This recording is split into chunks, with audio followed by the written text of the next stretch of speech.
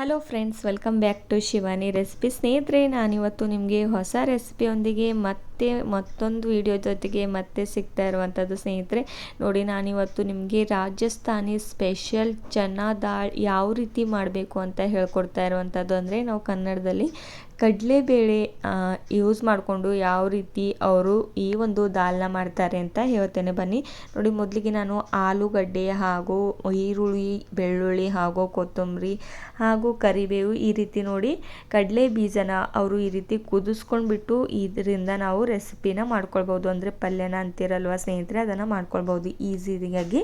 ನೋಡಿ, ನಾನು ಮೊದಲಿಗೆ ಕಡಾಯಿನ ಗ್ಯಾಸ್ ಮೇಲೆ ಇಟ್ಕೊಂಡು ಅದರೊಳಗಡೆ 2 ಸ್ಪೂನಷ್ಟು ಎಣ್ಣೆನ ಆ್ಯಡ್ ಮಾಡ್ಕೊಂಡಿರುವಂಥದ್ದು.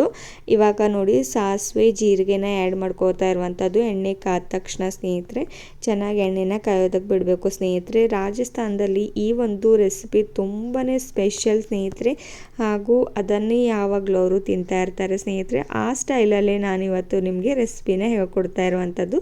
ನೋಡಿ, ನೆಕ್ಸ್ಟ್ ನಾನು ಇದರೊಳಗಡೆ ಈರುಳ್ಳಿನ ಆ್ಯಡ್ ಮಾಡ್ಕೋತಾ ಇರುವಂಥದ್ದು. ಸ್ನೇಹಿತರೆ, ಅವ್ರ ಕಡೆ ಇದನ್ನು ಚನಾ ದಾಲ್ ಅಂತಾರೆ ಸ್ನೇಹಿತರೆ. ಯಾವ ರೀತಿ ಮಾಡಬೇಕು ಅಂತ, ಇದನ್ನು ನಾವು ಚಪಾತಿ ಜೊತೆ, ಪೂರಿ ಜೊತೆ ಸರ್ವ್ ಮಾಡಿ ತಿನ್ಬೋದು. ತುಂಬಾ ಸಖತ್ತಾಗಿ ಟೇಸ್ಟ್ ಇರುತ್ತೆ ನೋಡಿ ಸ್ನೇಹಿತರೆ. ಇವಾಗ ಈರುಳ್ಳಿ ಸ್ವಲ್ಪ ಚೆನ್ನಾಗಿ ನಾವು ಫ್ರೈ ಮಾಡ್ಕೊಳ್ಬೇಕಾಗುತ್ತೆ. 1-2-3 ನಿಮಿಷದವರೆಗೂ ನಾವು ಈರುಳ್ಳಿನ ಚೆನ್ನಾಗಿ ಫ್ರೈ ಮಾಡ್ಕೊಂಡಿದ್ದ ತಕ್ಷಣ ಇದರೊಳಗಡೆ ನಾನು ಕರಿಬೇವಿನ ಸೊಪ್ಪನ್ನು ಆ್ಯಡ್ ಮಾಡ್ಕೊಳ್ತಾ ಇರುವಂಥದ್ದು. ಅದು ಕೂಡ ಚೆನ್ನಾಗಿ ಫ್ರೈ ಆಗಬೇಕು. ಎರಡೂ ಕೂಡ ಫ್ರೈ ಆದ ತಕ್ಷಣ ಏನು ಇಂಗ್ರೀಡಿಯೆಂಟ್ಸ್ಗಳು ಆ್ಯಡ್ ಮಾಡಬೇಕು ಅಂತ ತಿಳಿಸ್ತೇನೆ.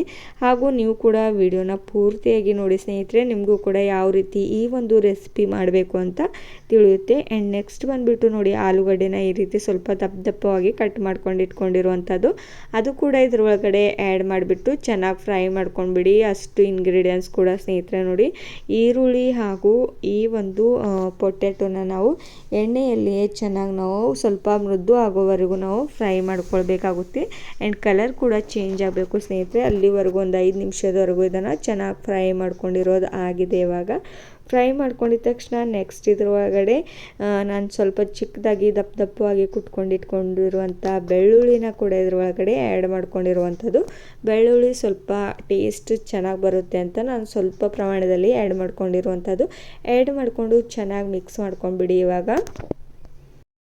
ಇವಾಗ ಅಷ್ಟು ಇಂಗ್ರೀಡಿಯೆಂಟ್ಸ್ ಚೆನ್ನಾಗಿ ಫ್ರೈ ಆದ ತಕ್ಷಣ ನೋಡಿ, ನಾವು ಕಡಲೆ ಬೀಜನ ನಾನು ಮೊದಲಿಗೆ ಇಟ್ಕೊಂಡಿದ್ದೆ ಸ್ವಲ್ಪ ಪ್ರಮಾಣದಲ್ಲಿ.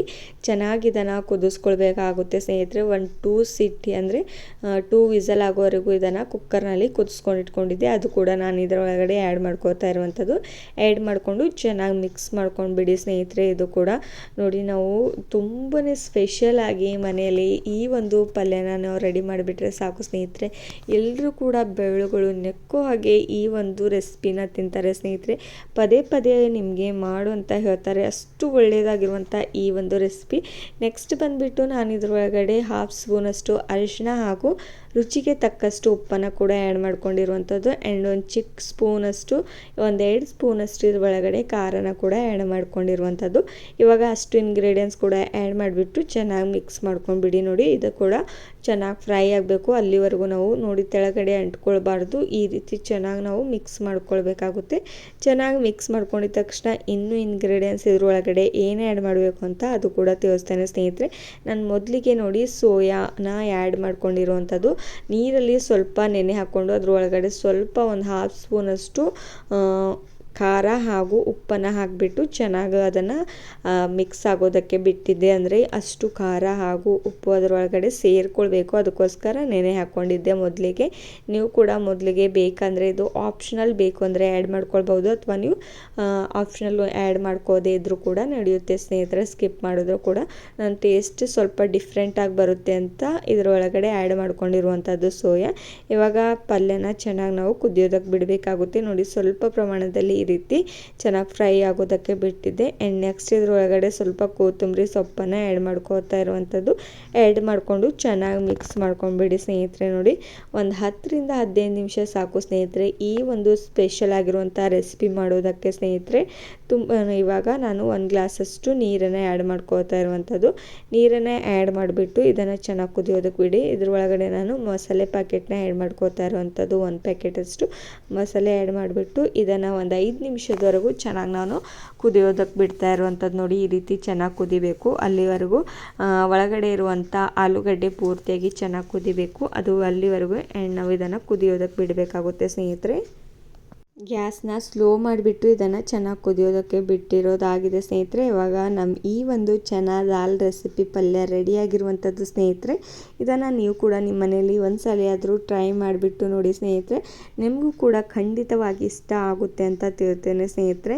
ಇಷ್ಟವಾಗಿದ್ದರೆ ನೀವು ಕೂಡ ಲೈಕ್ ಆ್ಯಂಡ್ ಶೇರ್ ಮಾಡಿ, ಹಾಗೂ ಸಬ್ಸ್ಕ್ರೈಬ್ ಮಾಡ್ಕೋದೇ ನೋಡ್ತಿದ್ರೆ ನೀವು ಕೂಡ ಸಬ್ಸ್ಕ್ರೈಬ್ ಮಾಡ್ಕೊಳ್ಳಿ. ನೋಡಿ ನಾನಿವಾಗ ಚಪಾತಿ ಜೊತೆ ಇದನ್ನು ಸರ್ವ್ ಮಾಡ್ಕೋತಾ ಇರುವಂಥದ್ದು. ಈ ರೀತಿ ಮೃದುವಾಗಿರುವಂಥ ಚಪಾತಿ ಕೂಡ ಯಾವ ರೀತಿ ಮಾಡಬೇಕು ಅಂತ ಕಮೆಂಟ್ ಬಾಕ್ಸಲ್ಲಿ ನೀವು ಕಮೆಂಟ್ ಮಾಡೋದು ಮರೆಯಬೇಡಿ. ಕಮೆಂಟ್ ಮಾಡಿದರೆ ಯಾವ ರೀತಿ ಮೃದುವಾಗಿರುವಂಥ ಚಪಾತಿ ಮಾಡಬೇಕು ಅಂತ ತಿಳಿಸ್ಕೊಡ್ತೇನೆ ಸ್ನೇಹಿತರೆ.